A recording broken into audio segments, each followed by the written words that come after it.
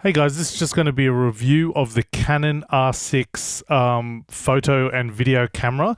I keep everything, my main production with the Canon R6, I keep in a sling bag. I like to use a sling bag personally. This is a Wotencraft 15 liter, I think, a sling bag. It's got an interesting hole here, and I have two Canon R6s. I'll get to the review on them quickly. Just in here, I keep cleaning stuff, sometimes pens if I have to write stuff down. So I got one of these blowers in there, and then in here I keep my flash because I often need flash when I'm going doing corporate work or things like that, corporate event or weddings and things like that. And in here I keep my batteries. I also keep, interestingly, a trigger if I have to use my Godox flash or use this as a slave to the trigger. And if you remember those old point and shoot cameras, so I just got one of these old point and shoot case, and then I keep it in this Godox trigger. Very, very handy. Obviously you need it when I got a big AD300 flash that I use for portraits, and lens caps and extra batteries and everything. And I keep about 6 batteries when I'm doing an all-day wedding event, and that seems to hold fine. And in here, this is where I'll put, I do have hankies and stuff for when I sweat and things like that, because if I'm running around, and I keep some of these tissues, but also all paperwork goes in here if I have a rundown and schedule. But this Wotencraft bag is incredible. I really, really like it. The only reason I love Peak Design, but these attachments here just sold me on Wotencraft because I can have my flash and I can have my cleaning or whatever, just stuff separate, or I can attach more stuff or other stuff further down the line. So I'll just get that out of the way. I do actually have another lens in here. Did I throw it? Yes, I did. So I'll just get to the Canon R6 review right now. So the interesting thing with the Canon R6, I was more than happy sticking with Lumix and Micro Four Thirds. The only reason I purchased a Canon R6 was because my friend who runs a wedding business, she shoots Canon, and she hired me as a second shooter, and I was shooting Lumix Micro Four Thirds, and she was struggling to color match. And then I got a really good job with the government, and their main camera was the Canon R6.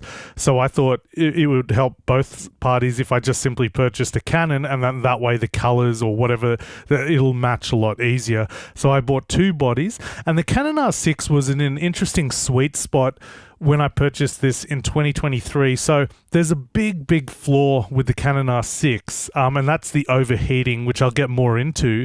But because that was such a huge issue, Canon quickly released a Canon R6 Mark II. So these actually went on eBay for a decent price. It was like a sweet spot. You could purchase this between $2,000 for a very used copy or $2,500 for a very good copy. And I think I got 2 pretty good copies of the Canon R6s. I didn't purchase them all at once, just over time, but I definitely earned all my money back from these.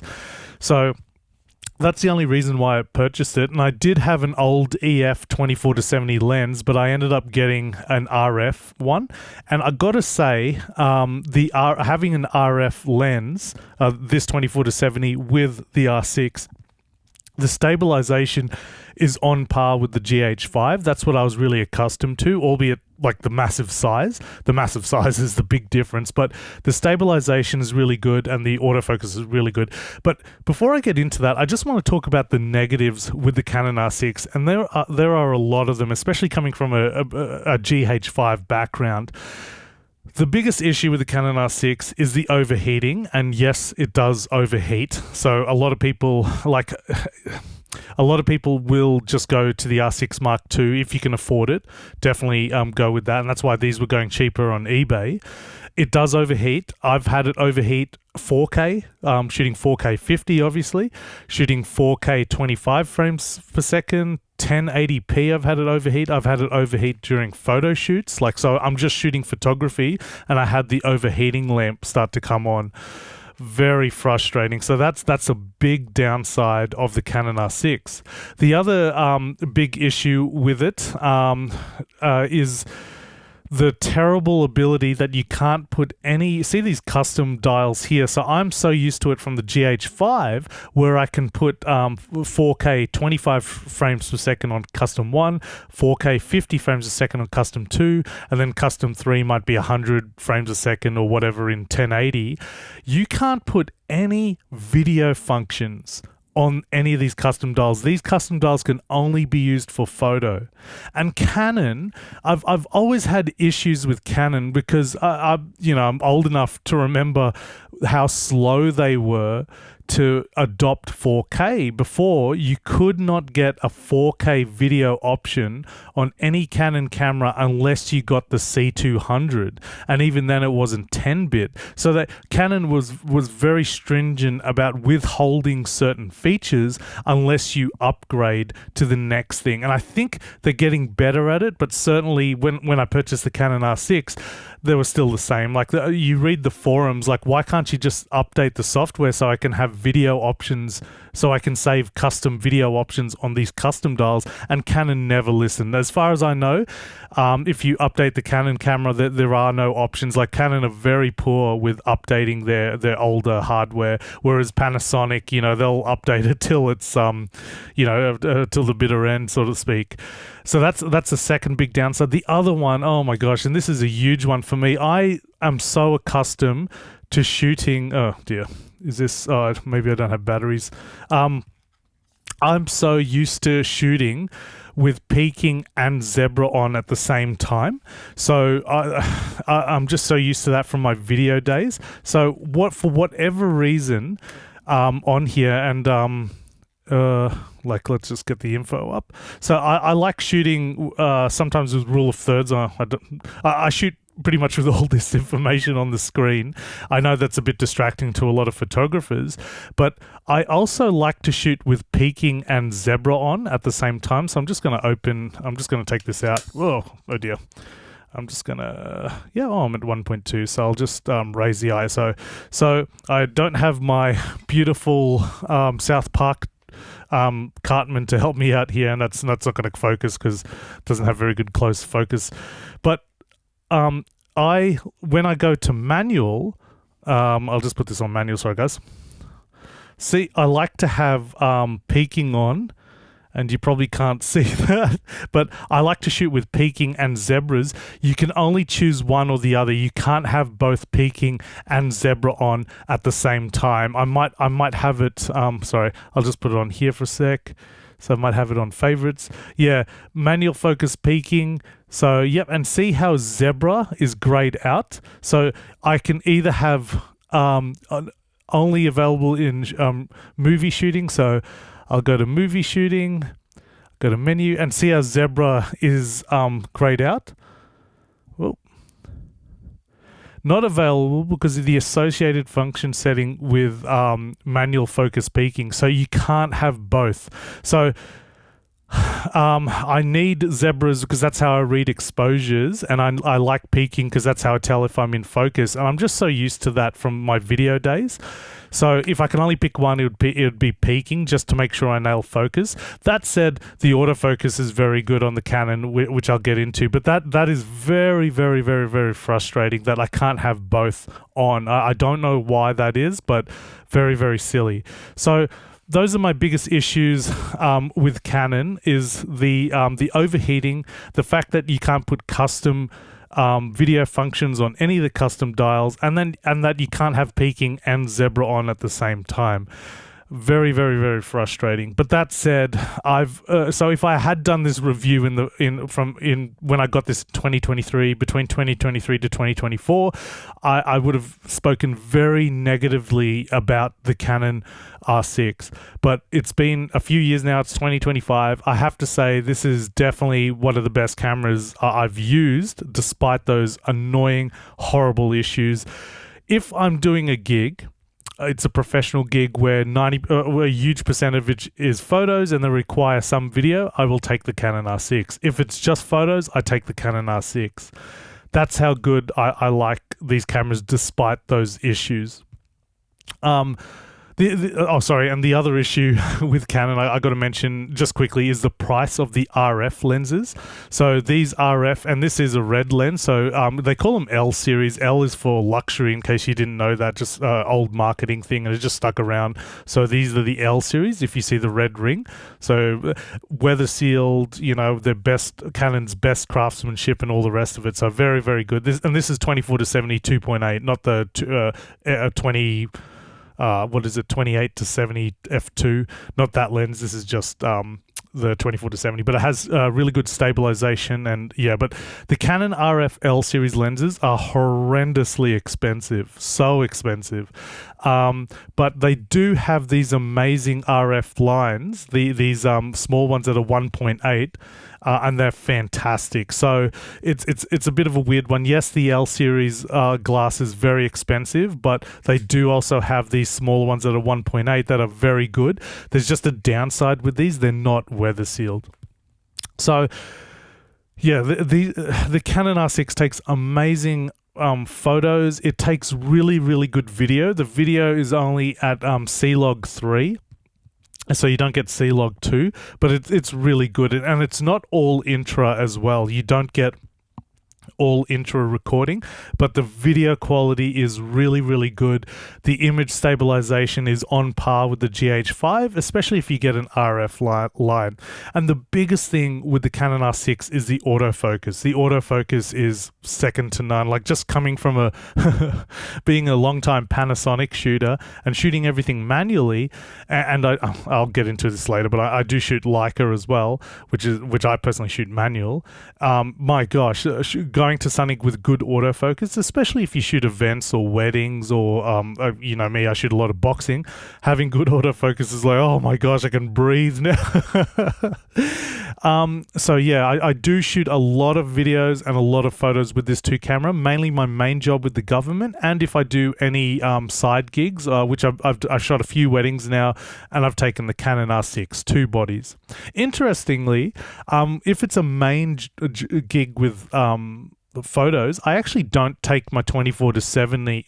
I still have it in the bag, but I only take it in case if it's raining and I can't move around as much because the ground is really muddy, and that did happen, but I didn't end up taking out the 24 to 70, but that's always a big fear if it rains, because the lenses I like to use on these 2 bodies is the EF 50mm range and the RF 35. Those are the 2 lenses I use for main if it's just going to be a photo job, because this RF 35 is really sharp, and I also got the EF version of this lens as well. The EF 35 1.4, but it's way bigger. It's not it is weather sealed, it's way bigger, but it's just not as fast to autofocus or as sharp as this RF 35 1.8, and that's just because it's newer technology. This also remarkably does macro as well, so it's just so handy when I have to do wedding rings or or detail shots or food or something like that. This lens is just absolutely incredible. The only downside with it is it's not weather sealed. So oddly, it's just if this was weather sealed, it'd be like, it'd be amazing. And the Magic EF 50, which I'll have to do a whole video on lenses, but I won't get too much into. But that's an incredible lens. The EF lenses via an adapter. So EF to RF, that's what the adapter looks like there. And there are various adapters that you can get. You can actually get ones where you can put an ND filter in, which is amazing. The EF line of lenses has been legendary for the whole entire industry. I think they're some of the best lenses you can get. The downside of them, and like the RF has continued this trend, is that they're very big. This EF 50 is a bit of an exception. It's very small for what you get out of it, and it's one of the greatest lenses of the lineup. But how they've adapted EF to RF is phenomenal. Like the autofocus on this EF, it's not as fast or as sharp as the RF, and that's what people get crazy comparing, but it's still amazingly good. The autofocus on this is very fast. It's just not as fast as an RF, and it's not as sharp, but it's really good. It's so professional. So I think personally Canon have done an amazing job adapting their EF lenses to the RF mounts. And this body, with the R6 body is really light, very very comfortable. The dials are very easy to use. I actually don't use much of the multi-function button here, the multifunction button. I actually hardly ever use that one, but that was it's got a scroll wheel for it as well. Yeah, so I also with the EF, if I have dropped this a few times and it's working like as if nothing happened. I dropped this setup really badly, fell out of my bag twice, 2 or 3 times maybe, and it still worked as if nothing happened. So I think the build quality is amazing, but I can't give it like a 10 out of 10 or anything because of the overheating issue. So, you know, that's a big thing. The battery life is phenomenal. Yeah, so the big reasons, really great photos, really great video, great autofocus, and a fantastic camera to handle. Can I recommend the Canon R6? I can't. Sadly, I really can't recommend it because of the overheating issue. It is very stressful when you're photographing something and you see the overheating lamp come on. I won't lie, it's very stressful. That's why I have 2 camera bodies. So yeah, so I have never used the Canon R6 Mark II, but obviously they fixed it with that one. Well, you'd want to if you're Canon. So I can't recommend the Canon R6 because of the overheating issue. But go back, listen to this video, have a look at the photos and videos that I'm overlaying as I talk about this. If you like it and you like what if you like what you see and if you like what you're hearing about the positives, what I'm saying about this camera, then yeah, maybe pull the trigger on it if you can get it for a good price on eBay, which should be much lower than definitely when I bought it. But I have made really good money from the Canon R6. So for me to look at this with dislike, you know, with absolute like looking at the Canon R6 going, oh, this is so appalling, this camera, would be so insulting to a camera that has earned me really good money. And yeah, it's definitely upgraded my photography portfolio. It's a camera system that I always like to bring out as security, like as a backup, like, oh, if all else fails, you know, I've got my Canon R6 here. So yeah, absolutely fantastic camera, but I can't recommend it.